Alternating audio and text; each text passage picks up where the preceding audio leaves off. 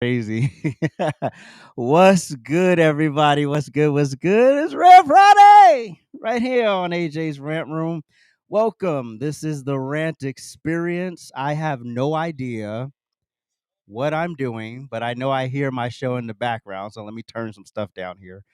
Now, why are we live on this here Friday? Because I didn't have time to record a show and publish it. So I just decided, hey, why not just go live after the show on Friday and then talk to the people. What's good? Hope everybody's good.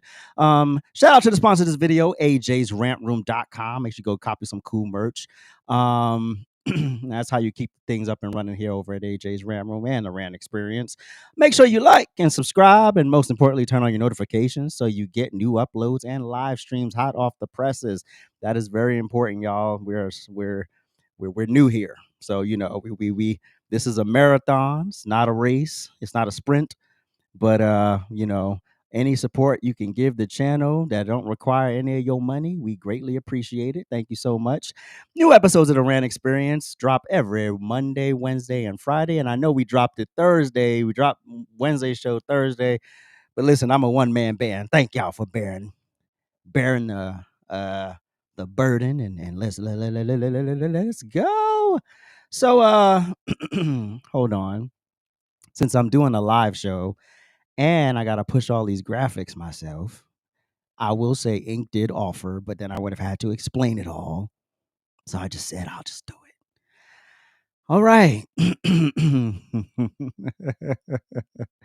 Who's this black man in his auntie's outfit, you ask?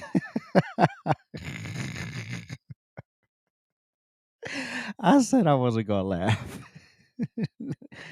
This is Pastor Mike Todd of Transformation Church in Tulsa, Oklahoma. Now, now listen, Mike Todd is charismatic. He's unapologetic. You know, he's optimistic. But is the brother biblically sound? Now, recently he started a series called Mustard,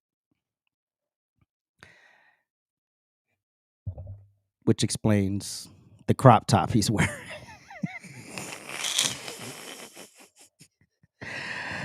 So now that we've explained why he's wearing a crop top, let's let's watch a little smidget of the sermon, and then I will give my commentary on the situation, because brother. Let's go. We are starting a brand new series today, and it's called Help Me, Mustard! Yes!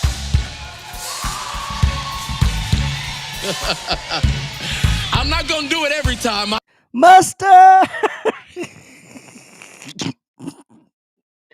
I can't even do it because I'll cough. Dang it. Hold on. Wait, I want to hear that again. And it's called Help Me, Mustard! Yeah. Wasn't that full of the Spirit? Then you feel Jesus all in there. They not like us.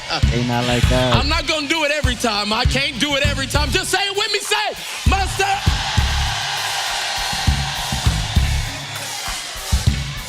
Somebody had to do it. Somebody had to do it. All right. It's fun. I will give, it is fun, right? Like going to these types of churches, you know, it's a production and it's all of the big stuff, the big lighting, the great sound, you know, the stage is amazing, the band, the singers, the pastor, you know, but is that why you go to church? Before I get on my high horse, go ahead. I'm excited about this series because I believe it's about to change something in the fabric of the way you think about God. Oh. Okay? I need everybody to hear me say this. This is not just a catchy title so we can lack substance. I'm trying to bring as many people into this because I believe it can change the fabric of their life. And the Bible talks about us having the faith the size of a mustard seed. All right, so what he's about to do here is mess it all up. And this is what I mean by biblically sound. A lot of these prosperity gospel preachers will do this, is that they will take a passage from the Bible and then they'll start applying, like your career and, a health problem or whatever. They'll start applying all these things that obviously, I mean, if you talk to a crowd of 30,000 people, you're going to find a percentage of those people who's dealing with the thing you're talking about. So of course, you're going to effectively, they're like, oh my gosh, he was in my head. The pastor said, no, it's not biblically sound. And the problem I'm also having with these types of ain't nobody there with a physical Bible in their hand trying to really get the word. You believe in this food for what it is. But anyway, go ahead. And today, as I was approaching this text, I was trying to figure out, God, what do you want us to do? He said the same thing I told you at the beginning of the year, focus. I want you to focus on your faith. Focus on your faith. For what, Mike? For what? Because your faith is so important to everything you're believing for. And most people have Why do you have faith? Biblically, why do you have faith? So you can get stuff, careers, jobs? Go ahead, Mike. Anemic faith. Oh, the faith is anemic. Uh-oh. Then get that faith some prescriptions. Your faith is malnourished. Oh, it's hungry. Your faith doesn't get to work out. Your faith doesn't have what it needs. And we're believing God for big things with barely any faith. Barely any faith. And today I feel like I have a spiritual gift to impart to everybody that would have ears to hear. This is something that I believe that God has gifted me to live. I'm not saying that from a standpoint of being hopeful that God will do some things that I'm believing. I have seen God take my mustard seed faith into the building you're sitting in. This is a pastor in his mustard crop top and his bell bottoms. Hold on, let me pull the picture back up so y'all can get the whole outfit. Make sure y'all get the whole outfit. Wait. Hold on. Let's go back here. Here we go. Put that whole outfit up there.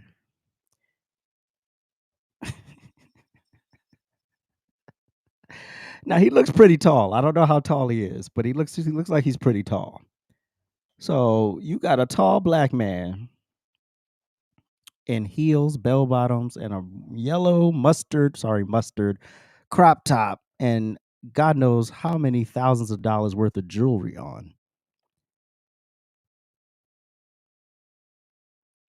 And you stayed there and listened to this service? Moving on. All right. Where we at? Let's keep going. You don't hear what I'm saying to you. I have seen God take my mustard seed faith and turn it into the movie set that I just came off of yesterday. Isn't faith supposed to be stuff for...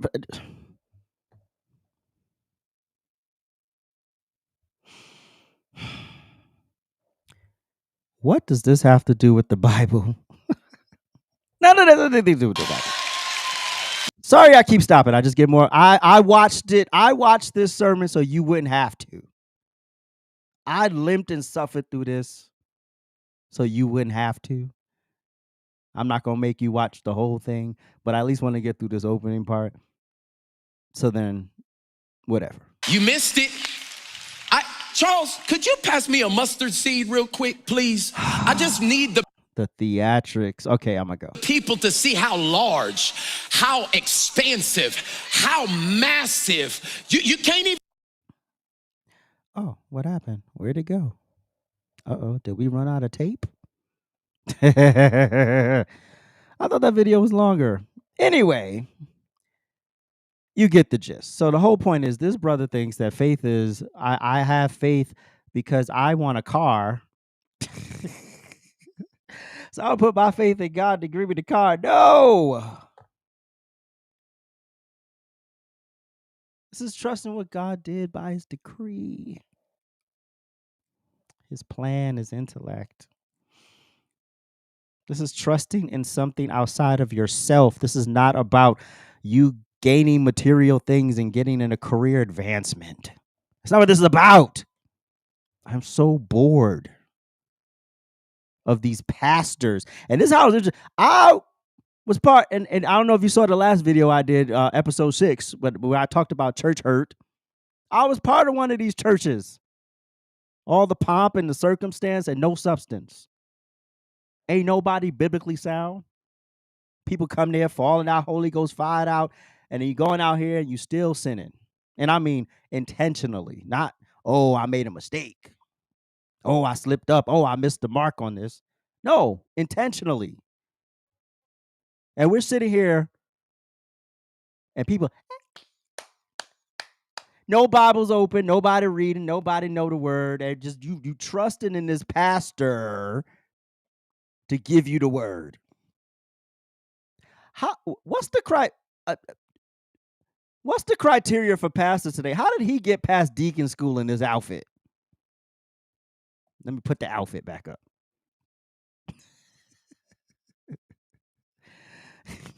Now, them old school black churches, he would have walked in with that outfit on. They would have told him. Oh, I do have another part. Hold on. Let me. There is another part. I was like, I thought I had more.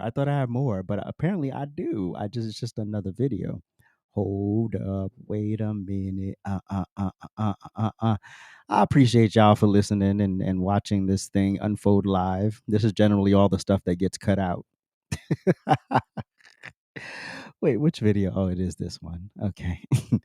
Generally, all this stuff gets cut out. You just see like the nice, glossy, sexy part. Everything's produced well. Anyway, what is he talking about in this part? I don't even. Next year. This could change the family line that I come from. This could reshape the financial trajectory of everybody with my last name. This could give me the ability to forgive somebody who is unforgivable. So, faith the size of a mustard seed could give me the strength to forgive somebody who's done the unforgivable. Listen, I'm no Bible school student.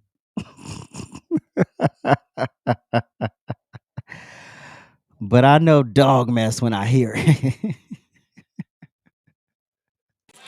Okay. So y'all thought the mustard seed was for things. But some of us need God to do a miracle that's going to take this much faith to believe that God can heal the disease, to believe that God can undo the damage that has been done to us. It takes, somebody say, a little bit of faith. And as I started to think about this mustard seed, I was like, I don't really want to talk about it until next week. Because the truth of the matter is most people don't understand faith at all. You don't understand it at all either, clearly. How did this person get to be a pastor? It's a nice inspirational speech, but it's not biblically sound. And that's why you have all of these churches packed out every week with people who believe in that they could just run around and do whatever they want because I can, and then call themselves a Christian. That's not the point of faith. That is not biblical faith. That is an inspirational speech with the smithering of Bible verses. And I am bored. I know you're bored too. I keep forgetting to put my graphic back up. Hold on. This is why you have a whole production team behind you. But I'll tell you what this is. This right here is this little Nas X stuff that's going on here in the church, in the pulpit of the church. This is, and it's been happening for a long time, but now it's just in your face unapologetically, and it's where you have this feminization of the pulpit. This is where you literally pull people in with a message of defiance, this individualism, this I can do whatever I want to do and still call myself a Christian. I could be up in here fornicating, adulterous, homosexual, and still do whatever I want, but I'm a Christian. It's not how that works, people. It's really not how that works. This is how you disarm, and this is why I saw a stat recently where they said so few black men go to church now, and this is a big reason why, because it's emotional. You're trying to you're using people's emotions to shake them down for money. That's all it's become. This large, massive prosperity gospel emotionalism. You see it in TD Jakes. You see it in Mike Todd. You see it in Jamal Bryant. You see it in Larry Reed. You see it in Passion Java. Have you seen some of these men? I'm like, how do you in good faith? And then you know what was so crazy? And my pastor at One LA he wouldn't wear that. But the message would be very watered down, very much in the same vein of Mike Todd, right? And I didn't understand when people was in the church and they were like, people who were really like Christian, and they would say, well, it was okay, but it wasn't really of God. Like what he was talking about was more inspirational speech. And I'll be like, oh, what you talking about? Oh, this is great. He's great. But it's not until you mature and it's not until you leave that situation and you really get in your word that you really start to understand what you're supposed to do on this walk. That church was just supposed to introduce me. I was just supposed to be introduced to it through that. That's fine. And whatever happened, happened. But then I was supposed to go forth. And because I asked too many questions, and you can't really access this pastor without getting through his 5 bodyguards. So we had things to do. But this is part of the problem. You don't have enough pastors who really minister condemning this. And why is that? I'll tell you why. Money. It's all about money. A lot of this, and this is why man just comes in and messes everything up. This is about money. This ain't got nothing to do with the Lord, his word, or anything of that nature. Woo! All right, let's move on to one of y'all favorite people,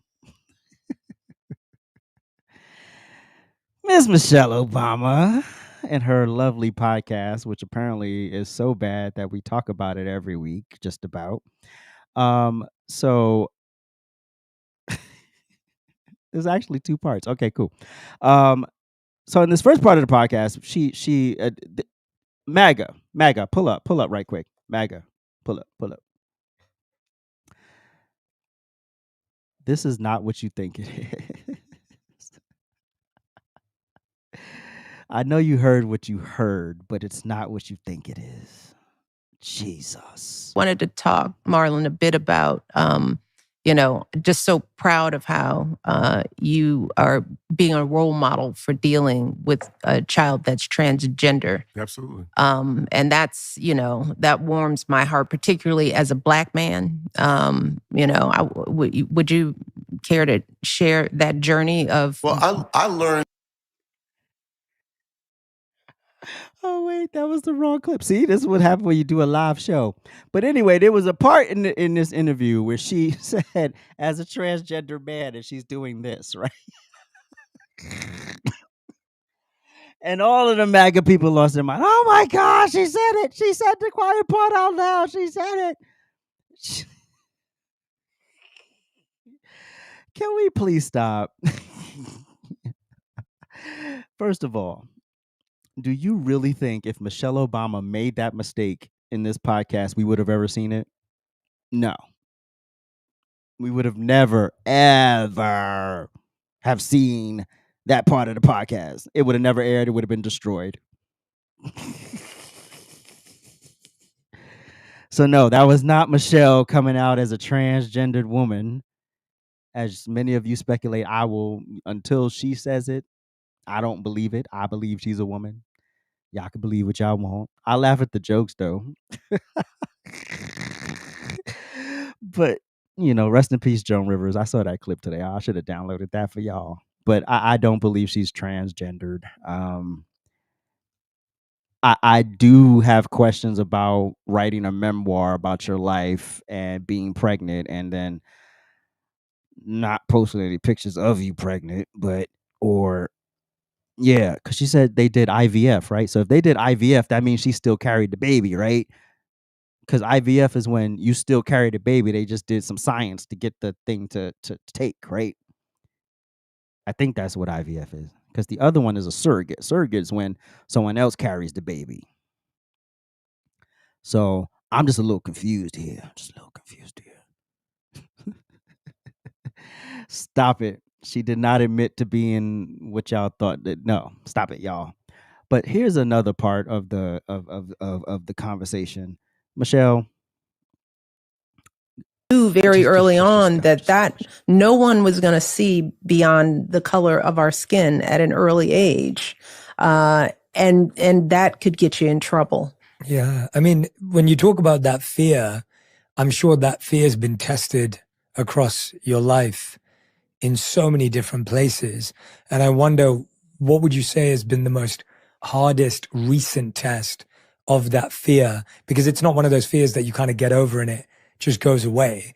It kind of shows its head in many different ways, I imagine. Well, in this current climate for me, it's, what's happening to immigrants. So it's not the fear for myself anymore. I drive around in a 4-car motorcade with a police escort. I'm Michelle Obama. I do still worry about my daughters in the world, even though they are somewhat recognizable. So my fears are for what I know is happening out there in streets all over the city. And now that we have leadership that is sort of indiscriminately determining who belongs and who doesn't, and we know that those decisions aren't being made with courts and with due process, and, that it's being made like this cop that pulled my brother over when he was 12.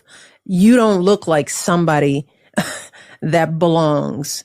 I can determine just by looking at you that you're a good person or you're not a good person. And knowing that there's so much bias and so much racism and so much ignorance that fuels those kind of choices, I worry for people of color all over this country. And I don't know that we will have the advocates to protect everybody. And that frightens me. It keeps me up at night. She does know that her husband was called a deporter in chief, right? So you mean to tell me in good faith that he deported well over 3 million people and they all had due process? 3 million people were sent away and they all had due process. Okay. We forgot the kids in cages started with Barack, right? Separation of families, Barack. If there's one thing that President Obama did that I absolutely thought was correct, was getting these motherfuckers out of our country. You didn't earn it. You don't belong here. Come back and do it the right way if you have something to contribute to this country. But just coming here, living off social programs and doing menial jobs, we don't need that. This whole concept that we need illegal immigrants or we need people coming here on work visas to do menial labor because Americans won't do it. 330 million people, we will find the people who can do the work and who will do the work. This elitist attitude, not everybody wants to be an executive. Not everybody wants to be in a corner office. Not everybody wants to be pampered. There are people who can dog it, who will get down and dirty and do those jobs. Here's the problem y'all are having. You don't want to pay them to do it.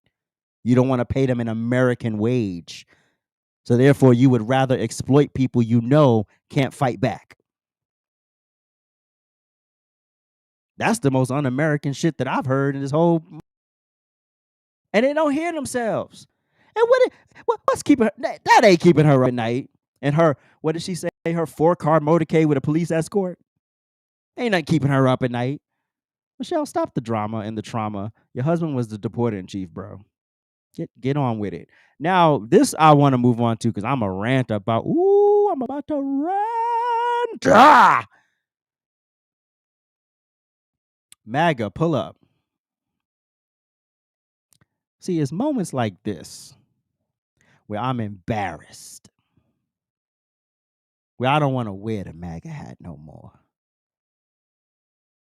because we become tribal and short-sighted and dumb, emotional, doing the very thing we accuse the left of, the very thing we accuse liberals of doing.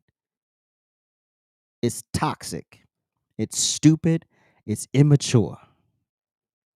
And if I had inked hair, the video would have been queued up already. Live to live, people. Welcome to Live to Live. Where's my video? There it is. Hallelujah. Roll it. Candace Owens, you disloyal bitch. I can't believe you, sis. All the encouragement you was giving us. Wait, start it up. Candace Owens, you disloyal bitch. I can't believe you, sis. All the encouragement you was giving us, all the stuff that you was talking, and now you mad because, what? You mad at Donald Jacquees? Nah, shorty. You mad at Donald Jacquees and you think we all gonna join you? Sweetheart, we liked you because you was rocking with Trump. We did not learn about Trump from you. We liked you because you was rocking with Trump. We already liked Trump. We already loved Trump. Trump got more clout than you. You ain't talking about shit. And then you got a nerve to sit there and bring up freedom of speech, college campuses. Sweetheart, fuck that. They not from here. We not, fuck no, they not from here. So their freedom of speech ain't like my freedom of speech. You cannot come over here on a visa to go to college, to go to a college campus and disrupt education. You got kids that couldn't even go to class. So you goddamn right. Go back if you want to be on our college campuses disrupting shit. There's some of these students had clean records. Some of these students never seen jail. They done met somebody from another country who done persuaded them that they had something to fight for, and now them students are felons. You see? Fuck you, Candace. All right, Candace, I ain't gonna lie, baby. I love you, girl. You tripping, baby. What is you doing? Why is you? Come on, baby. Let's talk about this, boo. You tripping. Let's sit down and talk. You can't leave the MAGA family. You can't go nowhere. We made you. Candace, baby, please. Let's just talk about this. Why?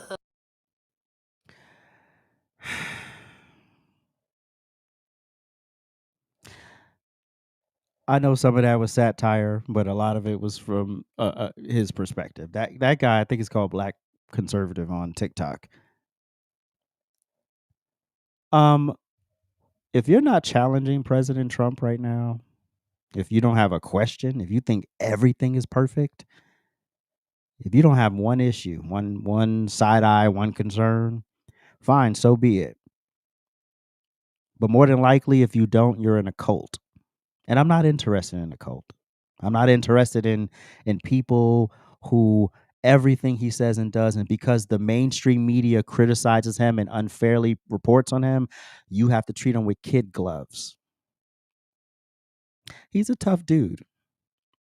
He's not called Teflon Don for no reason. So yes, Candace Owens is actually showing you what political maturity looks like. She never said she didn't like Trump anymore. She's not backing him anymore. She said she had a critique of something. She had an issue and she articulated it very well. And I wish I had the video. She articulated very well what her issue was with the protest on college campuses and the possible effects of free speech and this broad, ridiculous definition of anti-Semitism. She never said she wanted people to get harmed and hurt. She never said she was pro what is it? Palestine. She simply pointed out constitutionally how this could be an issue and also how this could be an issue for the future. Future conservatives could be affected. So now what happens when you immigrate here and you're a conservative? Oh, well, now you can't protest on campus either. Now, if you're doing extreme stuff like defacing property and spitting on people and blocking people from, those are all crimes, you morons. They're already crimes. I don't need the federal government to come in and do any more. They're all crimes. Prosecute them accordingly. And if you are so dumb that somebody could come here from another country and convince you to commit a crime, that ain't on me, that's on you. It's called a consequence. You decided to get so wrapped up in your feelings and be young and dumb and free that now you wrapped up in some legal stuff. Not my problem. I don't care. Do as you wish. But this I'm blindly loyal to Trump and everything he says and does is perfect is bullshit. Like I said in a previous video on when the United States of Israel, I think it was episode 4 or something, 5. Stop acting like fans. Stop acting like fangirls. This is not famous celebrity mogul businessman Trump. This is your president. You should have questions. You should have issues and concerns. You should have some things you want to be done. You know, the first 100 days, I wish he got all them people out of here. Give a damn. Y'all more mad at him for getting these people out of here than these Democrats who are flying to El Salvador on your damn dime. And you think they're staying in a mud hut when they get there? No. You think they're eating local food when they get there? No. Top line everything, because it's on you, dummies. So stop playing in our face.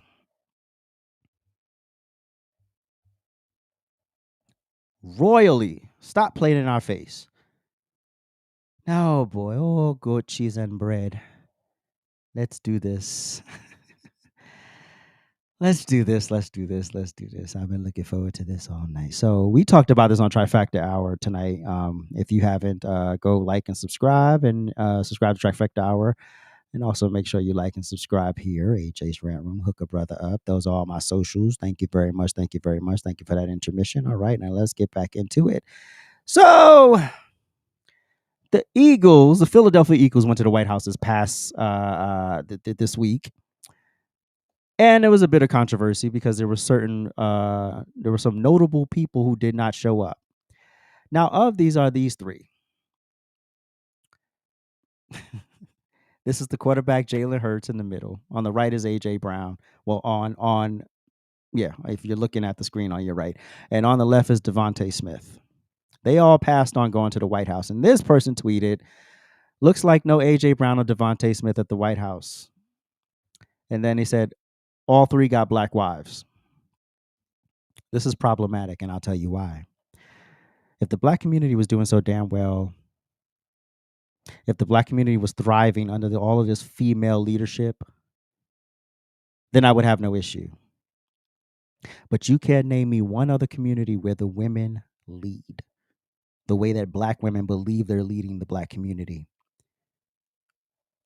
And let's battle rap some stats since you want to talk about it, because this is the issue that I have. Y'all are so emotional, so traumatized because you lost an election. What does that teach young black girls growing up about taking L's in life? Or if I don't get my way, act a whole damn fool? If I don't get my way, protest and don't sit at the table and negotiate? That's stupid. You realize you're going to take L's in life, right? You're going to lose. You're not always going to be up. When you take an L, you figure out how you messed it, what you could have done better, what worked, what didn't work, and then you move forward accordingly. But this whole notion that we're going to sit back and sulk and be mean and be nasty and be vicious and be evil for 4 years, because we didn't get what we wanted. We didn't get the first black woman president. Didn't she run on unity? She ran on unity, literally ran on I'm a unifying force. Well, damn it, prove it right now. Prove it right now. You're a unifying force? Well, unify us, Democrat Party. Oh, you can only focus on unifying us when you win. Got it. Then that means you weren't authentic. The message was bullshit.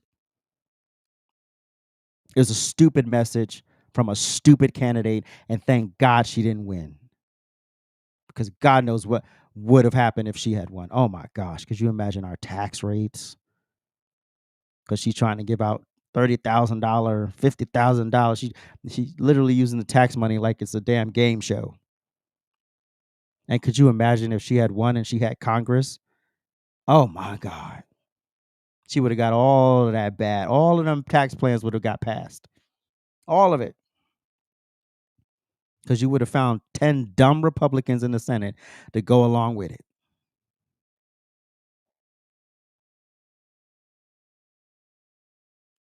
So let's talk about black women being in charge since the black community. Let me give you a little lesson on what's going on with the black people, our community. Which graph is it? Is it this one or is it that one? It's this one. All right, so this is from the Office of Juvenile Justice and Delinquency Prevention. Boom. So the top line is the black community. I believe the bluish greenish line is the Hispanic community, and the bottom line is the white people.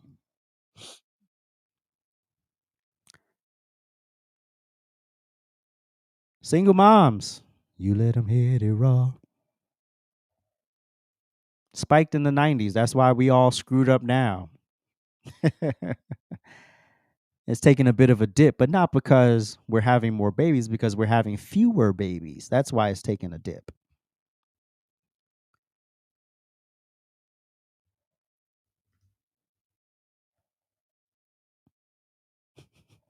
Two-parent homes.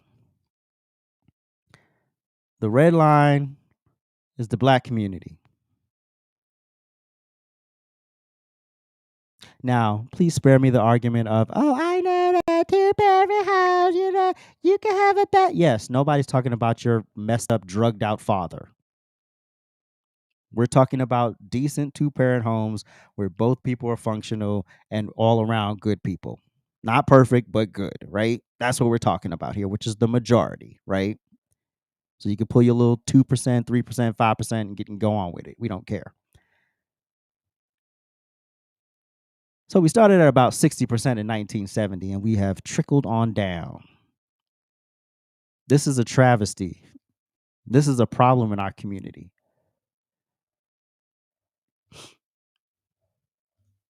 And don't make me get to incarceration rates. Single parent households. These are peer review. Everything that I'm talking about is in the description of this video.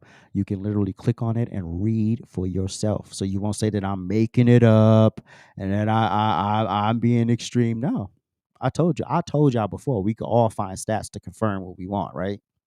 So I'm gonna confirm what I want. Booyah. Single parent households and incarceration. Research consistently shows a higher likelihood of incarceration for individuals from single parent homes. The majority single mother. Because also stats show that single fathers turn out more successful children than single mothers. But of course, there are more single mothers than single fathers. Lack of parental supervision. The absence of consistent parental supervision, especially in single-parent households, can lead to a greater risk of negative behaviors and involvement in criminal activities.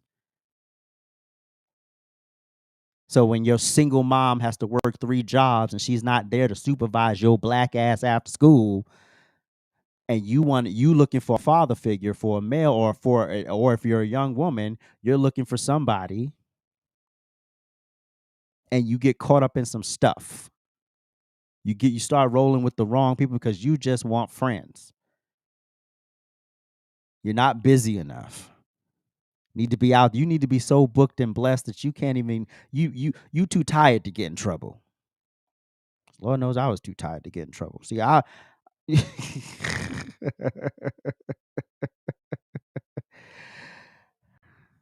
sitting here with all this mess going on, and hold on, there was where am I? Oh, here they go. I thought I wrote them down over here too, but apparently I didn't. Hold up, wait a minute. Listen, welcome to Live, y'all. Welcome to Live. I appreciate y'all. Thank y'all so much. Where are we? Go there. Okay, now make sure I find the right stats. All right, cool. Booyah, booyah. All right. Make sure I match the right one. Is this the right one? Nope, that's not it. Nope, that's not it. Nope, that's not it. Boom, that's it. All right. I don't know why this is like right over my face. I thought I did it correctly, but we'll bear with it for now and then we'll fix it later. 63% of youth suicides from fatherless homes. 90% of homeless and runaway children are from fatherless homes. 85% of all children who show behavior disorders come from fatherless homes. 80% of rapists with anger problems come from fatherless homes. 71% of all high school dropouts come from fatherless homes. Let's go to the videotape. That's abortion. We haven't gotten there yet.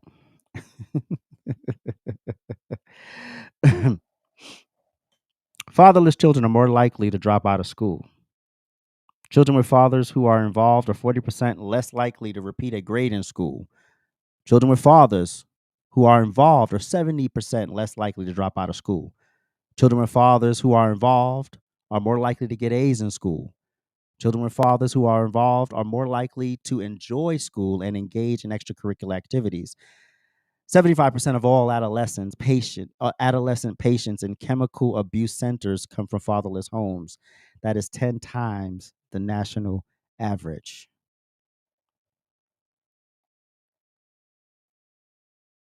So how do black women do? How y'all do? How do you know? Let's talk about those abortion rates. 2022. Black women had the highest abortion rate, 24.4 per 1,000, ages 15 to 44.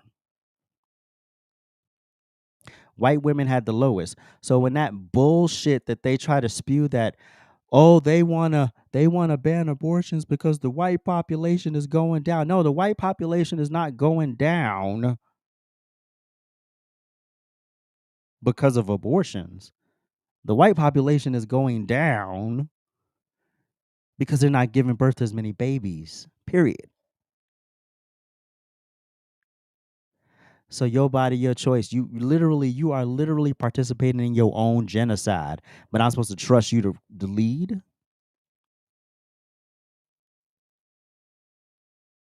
One of the most dangerous places for a child is in the womb, especially a black womb.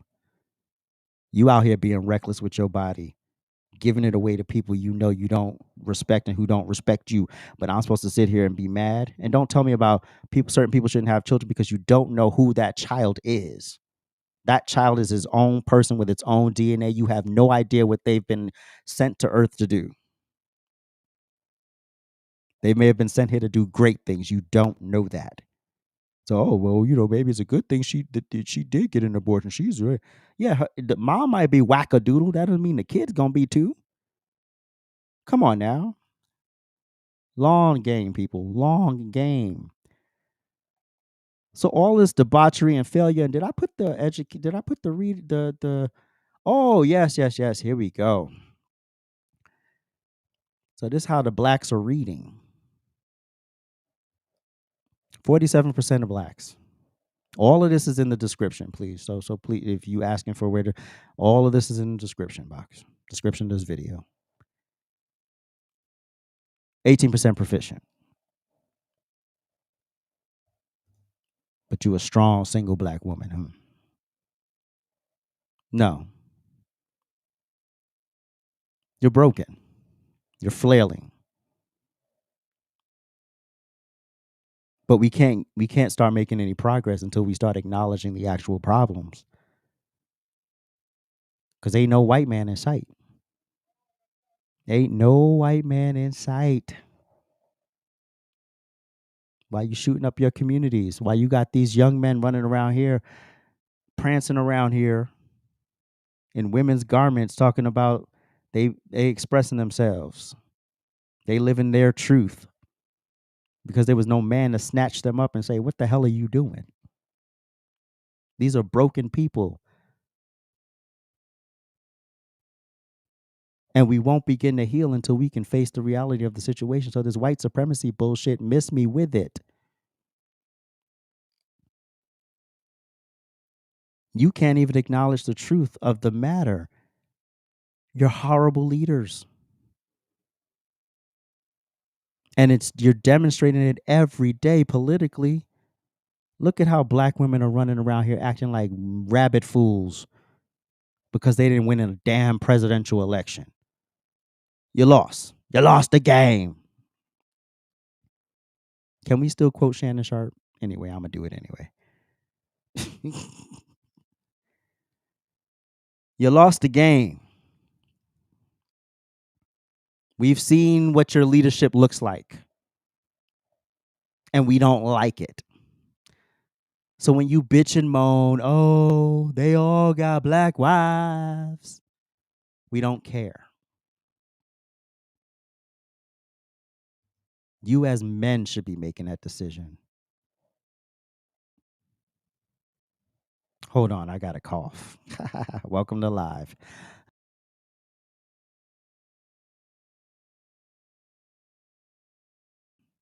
There we go. Where was I? You as men need to be making that call. You not going to the White House because what? For what reason? That you put on your best suit and go stand next to the president. Like I said in Trifecta Hour, if you're not at the table, you ain't got no say. There's no reason. If you're not at the table having the difficult conversations, even with people you don't like, you can't affect change. So all of this fake protesting, the Cory Booker and the bullshit 25-hour speech and people interrupting the State of the Union address and Jasmine Crockett on social media and AOC with her bimbo live streams and all of these Democrats literally protesting nothing. No, I know what they're protesting. Trump is fucking with their money. That's what they're protesting. Trump done got in there and started doing the very thing that they've been talking about for decades. But they knew they really couldn't do anything about it because if they did something about it, that would mess with their money. Now you got somebody in there who's doing something about it, who's streamlining the government because we have a bloated, out of control federal government. And y'all black asses couldn't come to the table and have a conversation about the actual issues. Yo, Trump, I don't understand why you did this. Yo, Trump, you had the opportunity. That is a rare moment to meet the president, unless you work with him. Other than that, it is a rare moment to actually have the opportunity to meet the president, for him to put time on his schedule to meet with you. Do you know the connection Saquon now has because he said yes to the meeting? He rode in Marine One with the president. He golfed with him. He had lunch with him. Do you realize the doors of opportunity that opens for his charities, for his community work, for stuff he's trying to fund? But y'all see I don't like the president. He don't like black people. Where's your demonstration that he don't like black people? And spare me the bullshit lawsuit of 1972 and all that foo-la-la because nobody cares. We talked about how that case ended. We don't care.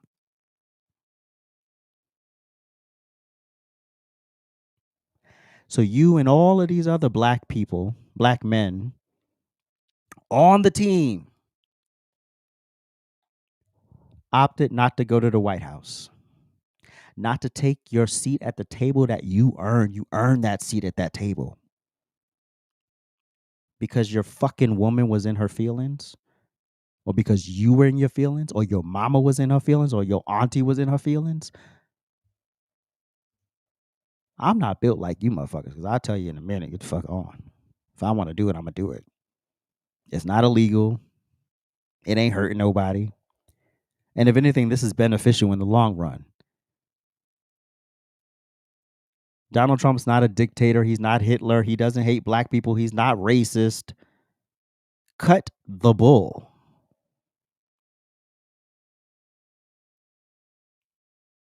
I'm a whole black ass man in America. You think I don't know racism when I see it? What the fuck is wrong with you people?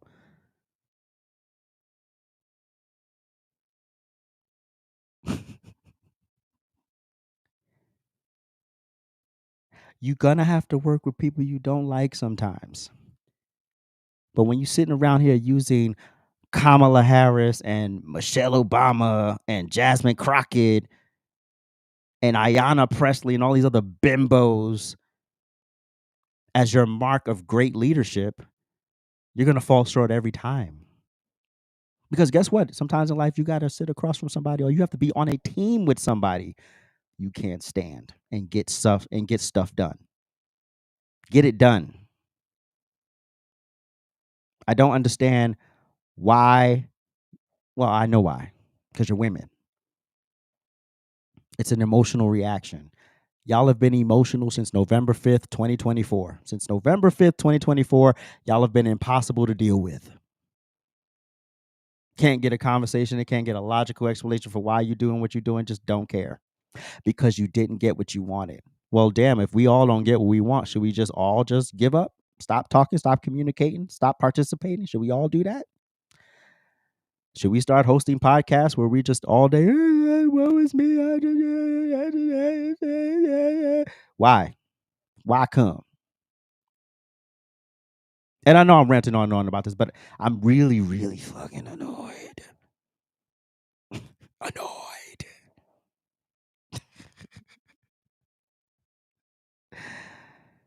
Because this thinking is why the black community is where it is. Y'all can identify all of the problems, and yet and still, none of you dummies have come up with an effective solution. You know what? I'll give you the first solution. Fire the Democrat Party. That's your first solution. Use those block of votes that y'all have had for 60-something years. A whole block of votes that could literally crash a political party. And y'all in 60 years have never used that block of votes to effectively get what you want. Well, we don't like that, so we're not supporting. But y'all threw y'all weight behind Kamala Harris, even though she sat there and lied to y'all faces about reparations, because I know how much y'all like y'all reparations.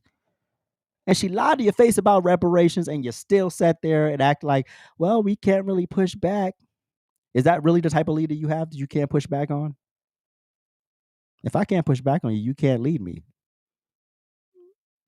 Because if I genuinely see you making a mistake, I'm gonna be like, bro, no. Or can I suggest something? Right. Cool. But if it's just everything has to be in, y'all more concerned about the presentation than the substance. Obama's a prime example. Tall, good looking, great orator. Never mind he's not an actual black American. Never mind he's half Kenyan. Never mind those factors. No. He's the great black hope. Then you have Kamala Harris. She's not a great orator. What was the appeal of Kamala Harris? She had a vagina and she had just enough melanin in her skin.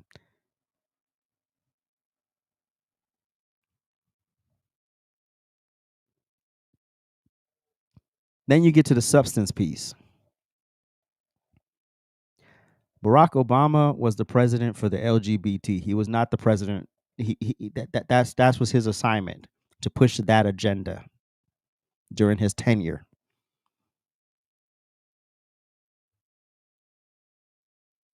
Y'all, Flint, Michigan was under Obama. Y'all remember him going to Flint, Michigan and pretending to sip the water?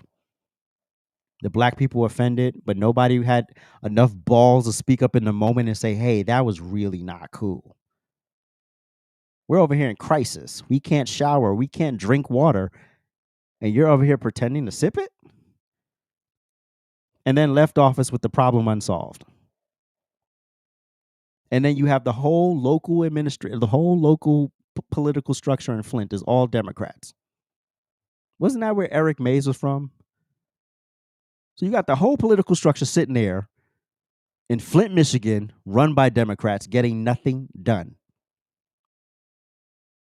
So you mean to tell me here we stand, 12, 13 years later, and y'all still got bad water?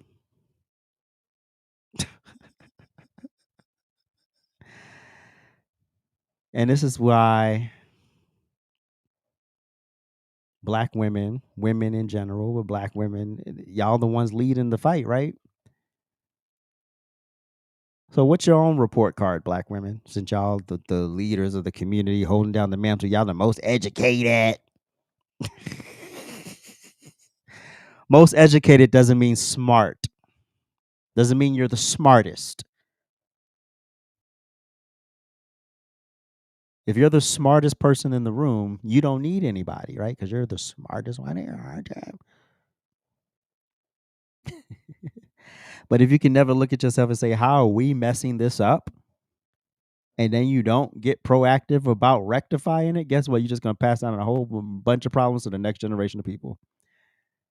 And they're going to be complaining about the same damn thing. The fact that y'all have levied y'all weight behind Democrats for the last 6 decades and is still complaining about the same shit, if not worse. Y'all talk about over policing and y'all screaming Donald Trump's name. That is your mayor who appoints your police chief, who decides who, what, where, and why. Furthermore, start snitching. Y'all be the first ones to protect your motherfucking criminals. The only other group of people that protect their criminals are the Jews. And like Prince said in the previous show, the Jews and the blacks, we always runner up in first place in the Victim Olympics. Always.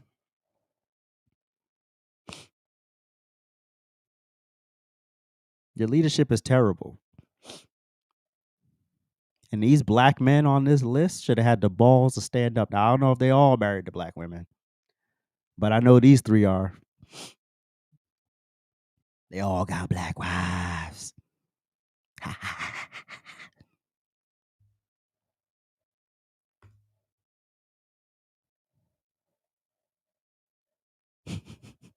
That's my rant. Oh, my goodness. What am I going to do here? Shout out to my Lord and Savior Jesus Christ for always holding me down. Our fam. Shout out to my rant fam. Shout out to the people in here watching. All 23 of you on X and YouTube. I appreciate y'all. Make sure you like, subscribe, share. And did I forget any of the housekeeping? Oh, I'm good. Oh my goodness. Oh yeah. Well, to some of you, this is. Wait, hold on. Let's try that again. See, this is what I go through when I'm recording, so I got to get it right. To some of you, this might be just another podcast, but to me, this is my next chapter and purpose. And I thank you for lending me some of your time. You could be anywhere in the world right now, but you chose to give me a few moments of your day. And for that, I'm grateful. And with that said, I'm out.